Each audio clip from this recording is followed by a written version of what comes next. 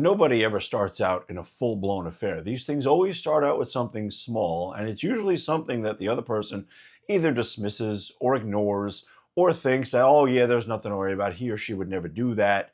Or who the hell is going to want he or she? Maybe because whatever the case may be, you find them undesirable, so you think everyone else is going to find them undesirable. But let me tell you, that kind of arrogance will lead you to one place only, and that is to disappointment.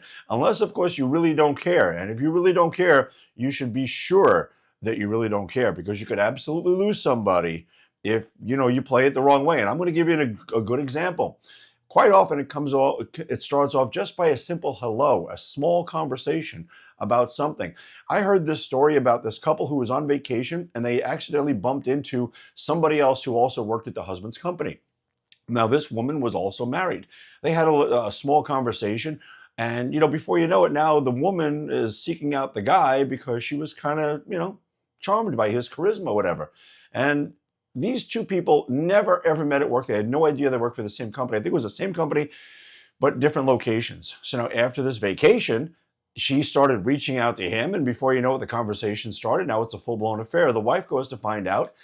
She does her due diligence and whatever, and realize, like, you're the woman from vacation, and that was like from a year ago. So it just, again, just a chance encounter, a small conversation. You never know the electric between two people, the energy between two people, and that's how it starts. I've seen it happen so many times where you just, again, all it takes is just a small spark, and then it's off and running. And if you don't nip that in the bud right away, I'm telling you, you're headed for trouble, especially if maybe your marriage is on shaky ground, or maybe you're just not paying attention, you're not doing the right thing. I've seen it happen before. I know this couple where they very much are aware, and they pay very, very close attention. The husband came home one day from Starbucks, and Starbucks, they write little messages on the cups from time to time. And this husband came home after a woman in the Starbucks had written on there, "Great smile," or "Keep up the good, you have a great body, keep up the good work." Well, the wife saw it. It's like, yeah, we're not having any of that. She made her way down to Starbucks and, made sure she knew exactly what was going on. And of course, the husband was like, okay, I won't go to that Starbucks anymore. That's respect. Some might call it insecurity. Some might call it controlling behavior. I don't give a shit what you call it. I think that wife is doing the right way. She wants to protect what she has. She knows she has a good man.